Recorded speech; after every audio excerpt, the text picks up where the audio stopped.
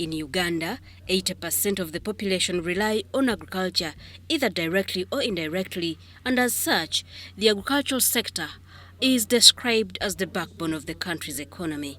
However, this important sector of the economy has been greatly affected by climate change, with some parts of the country hit hard by drought, thus limiting productivity since the agricultural sector is mainly rain-fed. Agricultural scientists have now urged farmers, especially women, since they are the major contributors to the agricultural sector, to adapt to climate-smart agricultural technologies.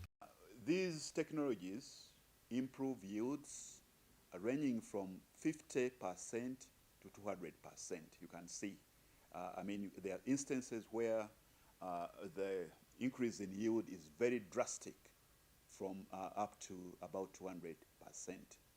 And what we have noted is that in a good year, people using our technologies do much better than those that are using the conventional methods.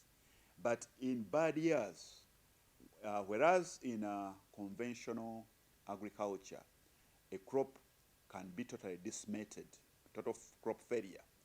When people use these technologies, at least they harvest something.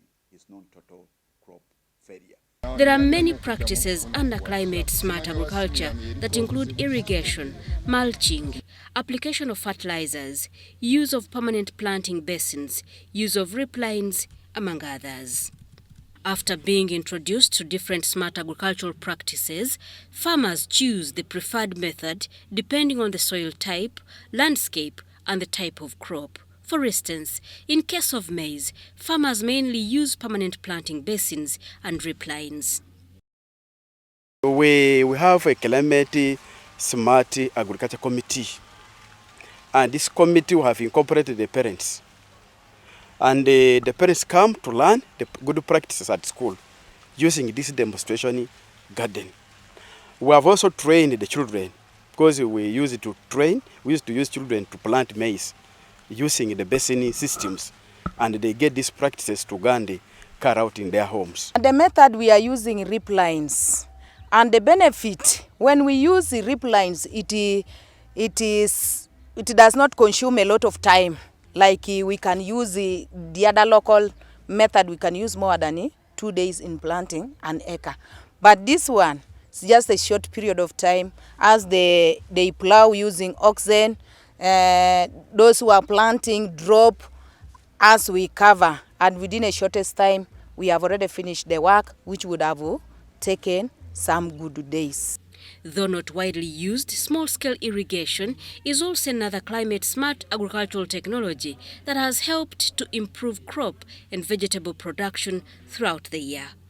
The case in point is Helen Machika, a small-scale farmer in Kasangati, a Kampala city suburb, who has embraced irrigation in the face of climate change.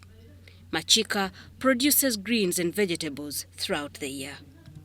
Finding a way to get farmers to have irrigation systems, maybe at a reduced cost in terms of loans, but really at low interest rates, so that as they produce, maybe during the season, they are able to start paying back. The challenge of climate change is growing, and the agricultural sector will definitely face more threats, and therefore farmers need to shift to adaptive mechanisms like climate-smart agriculture to sustain food production and productivity.